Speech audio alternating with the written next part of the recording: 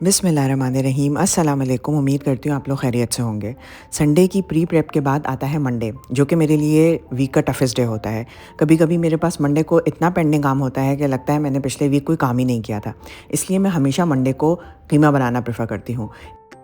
اس کا پہلا ریزن تو یہ ہے کہ قیمے کا کوکنگ ٹائم بہت کم ہوتا ہے اور وہ جلدی سے تیار ہو جاتا ہے۔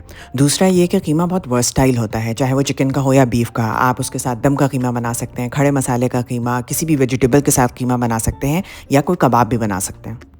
بیف ایکچولی ایک ایکسیلنٹ سورس ہے پروٹین، آئرن اور وائٹامن B12 کی، اور یہ گروئنگ ایج کے بچوں کے لیے بہت ضروری ہے۔ اب چلتے ہیں آج کی ریسیپی کی طرف۔ میں نے ایک بڑا ٹماٹر لیا یا 2 میڈیم ٹماٹر لے لیں اور انہیں بالکل پتلا پتلا سلائسز میں کاٹ لیں۔ جتنا پتلا ٹماٹر کو کاٹیں گے اتنا کوکنگ ٹائم ریڈیوس ہو جائے گا۔ اب آپ ایک پین لے لیں، لیکن ابھی اس کے نیچے فلیم آن نہ کریں، اور اس میں 2 ٹیبل سپون آئل ایڈ کر دیں۔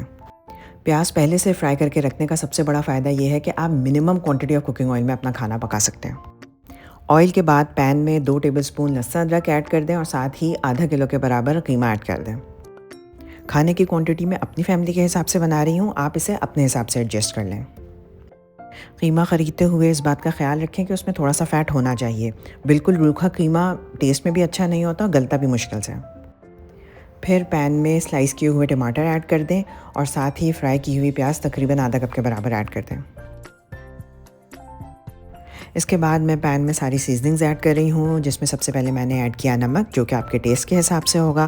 ساتھ ہی میں نے کشمیری لال مرچ پاؤڈر ایڈ کر دیا، جو کہ 1.5 ٹی اسپون تھا، اور اس کے بعد میں نے ہلدی پاؤڈر 1/4 ٹی اسپون کے برابر ایڈ کر دیا۔ ہلدی کے بعد میں نے قیمے میں ایڈ کیا زیرہ پاؤڈر، جو کہ تھا 3/4 ٹی اسپون، اور ساتھ ہی جو گرم مسالہ ہم نے پہلے سے بنا کے رکھا ہوا ہے اس کا بھی 3/4 ٹی اسپون۔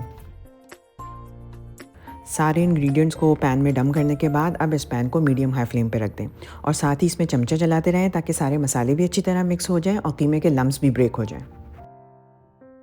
اس میں کوئی پانی وغیرہ ایڈ کرنے کی ضرورت نہیں ہے، ٹماٹروں میں اور قیمے میں اٹ سیلف اتنا پانی ہوتا ہے کہ یہ اسی میں گل جاتا ہے۔ پھر پین کو 5 منٹ کے لیے کور کر دیں اور میڈیم ہائی فلیم پہ ہی پکنے دیں۔ جتنی دیر قیمہ پک رہا ہے میں ایک بڑے سائز کے آلو کو پیل کر کے چھوٹے پیسز میں کاٹ لوں گی، اور ساتھ ہی ایک چھوٹی پیاز کو بھی سلائسز میں کاٹ لوں گی۔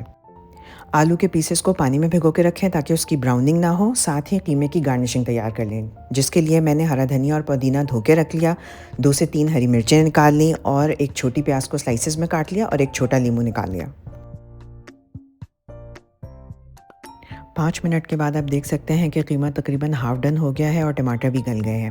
بس اب آپ سپون سے ٹماٹروں کو میش کر لیں اور قیمے کے لمس کو مزید بریک کر لیں۔ اس کے بعد فلیم کو میڈیم پہ کر دیں اور پین کو کور کر کے مزید 2 سے 3 منٹ کے لیے پکائیں تاکہ قیمہ فلی ڈن ہو جائے۔ 1 سے 2 منٹ کے بعد ہم دیکھ سکتے ہیں کہ قیمہ فلی ڈن ہے، بس اب اس کی تھوڑی سی بھنائی کرنی ہے تاکہ اس میں جو بھی ایکسٹرا موئسچر ہے وہ ختم ہو جائے۔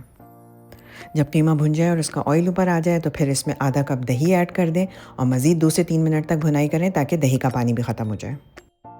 قیمے کی بھنائی کرتے ہوئے فلیم کو ہائی پہ رکھیں تاکہ سارا لیکوڈ جلدی سے ایویپوریٹ ہو جائے، اور مستقل چمچہ چلاتے رہیں۔ اس کے بعد قیمے میں کٹے ہوئے آلو ایڈ کر دیں اور ساتھ ہی تھوڑا پانی ایڈ کر دیں۔ پھر لو فلیم پہ قیمے کو 5 سے 7 منٹ کے لیے پین کو کور کر کے پکائیں جب تک کہ آلو گل جائے۔ 5 سے 7 منٹ کے بعد ہم دیکھ سکتے ہیں کہ آلو بالکل گل گئے ہیں، تو اب ہم قیمے کی گارنشنگ کر لیں گے۔ گارنشنگ کا سٹیپ بالکل آپشنل ہے، لیکن آپ ٹرائی کر کے دیکھیں، اس سے قیمے کا ٹیسٹ بہت انہینس ہو جاتا ہے۔ گارنشنگ کے لیے قیمے پہ پیاز کے سلائسز اسپریڈ کر دیں، ساتھ ہی ہری مرچیں توڑ کے ڈال دیں، ہرا دھنیا پودینہ چاپ کر کے ڈال دیں، اور ایک لیموں کا رس اس پہ اچھی طرح نچوڑ دیں۔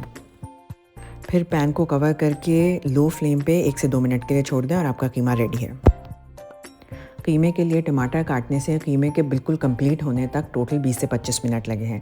اس کے بعد میں نے جو آٹا گوندھ کے رکھا ہوا تھا اس سے روٹیاں پکائی اور سیلڈ کاٹ کے رکھی، تو تقریباً 1 گھنٹے میں ہمارا یہ کمپلیٹ میل تیار ہے، جو کہ ہیلدی اور بیلنسڈ ہے۔ اس میل میں پروٹینز بھی ہیں، کاربس بھی ہیں، فیٹس بھی ہیں اور ویجیٹیبلز بھی ہیں، تو یہ ایک ہولسم میل ہے۔ ویڈیو پسند آئے تو تھمز اپ دے کے لائک کر لیں اور اسے اپنے فرینڈز اور فیملی کے ساتھ شیئر کر لیں۔ انشاءاللہ کل ملتے ہیں ایک ویجیٹیرین میل کے ساتھ۔ جب تک اپنا بہت زیادہ خیال رکھیے گا، مجھے اپنی دعاؤں میں یاد رکھیے گا۔ اللہ حافظ۔